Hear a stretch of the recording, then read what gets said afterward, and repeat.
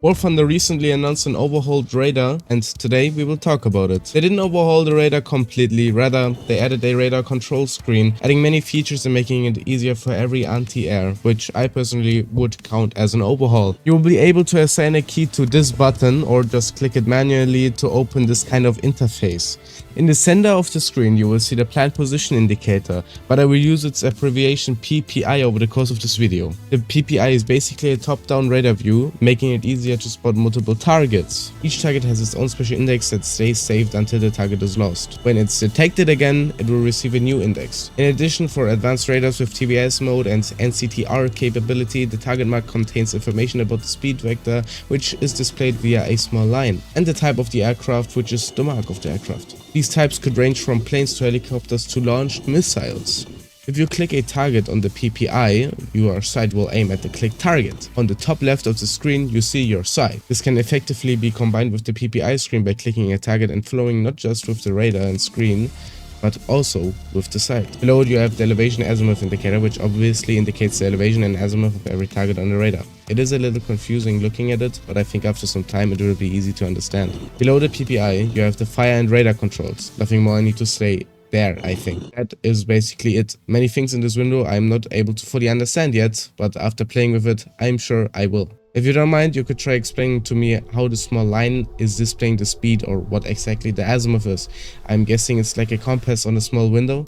I will also make a video going further in depth and explaining the radar in-game sometime after this update drops. If you're interested, stay tuned. Another thing, the next 2 members joining my Discord will receive their joint position as a role. Be fast and make sure to join to maybe flex to your friends one day. I am trying to get the server active and this would make me happy and motivate me. Right now, the server doesn't have many restrictions, but I think it will in the future, so make sure to abuse this fact.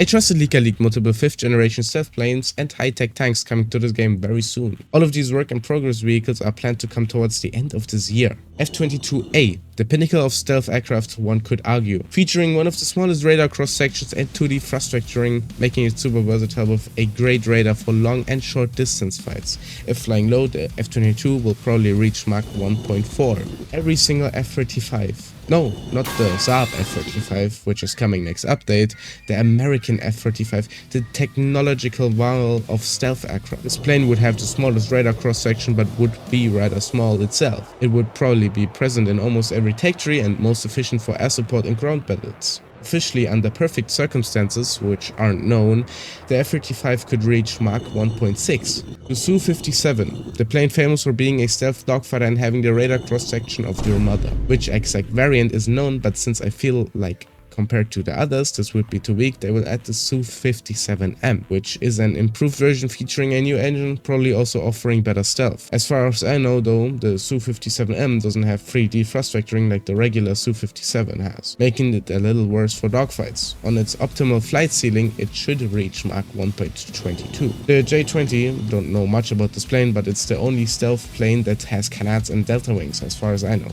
Something the Europeans would build, due to its delta wings and canards, but as far as I know no thrust vectoring.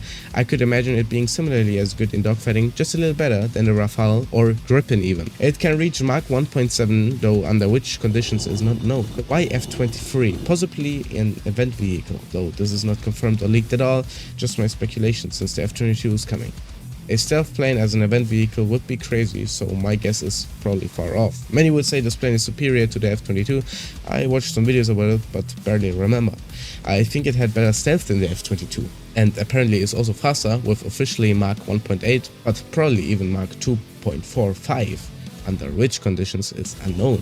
Coming to tanks, the KF-51. They didn't specify a variant, but this would probably go to Italy since Hungary and Italy both ordered this tank and Germany isn't using it, even though its origin is Germany. But we shouldn't ignore the fact that Hungary also financed this tank.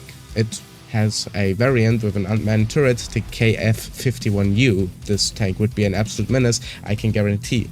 130mm cannon, 50 cal loitering munitions, passive, reactive, active, armor, APS, and even an autoloader. Its speed is roughly 70 km per hour. The Object 640 leaked to be the winter event vehicle. A vehicle I look forward to since I find it absolutely beautiful and cool. It is a continuation of the T-80U, also dubbed Black Eagle. 50 cal 125mm cannon. Its turret armor will be increased massively via reactive modules. It also features an improved autoloader which allowed the tank to even be fitted with a 152mm cannon, probably the same as the Object 292. It will have ammo rack explosion protection and a stronger engine.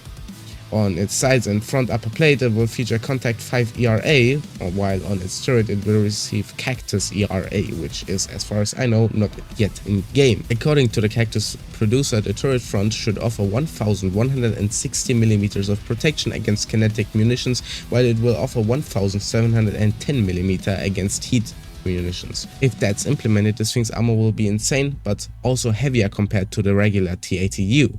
Finally, it will have an extended running gear. This thing will probably be around 80 km per hour fast. In real life, this tank should have stealth capabilities against air-to-ground radars, but this probably won't be implemented since almost no plane has this feature. Lastly, the Object 195, something I never heard of, but of course I researched it.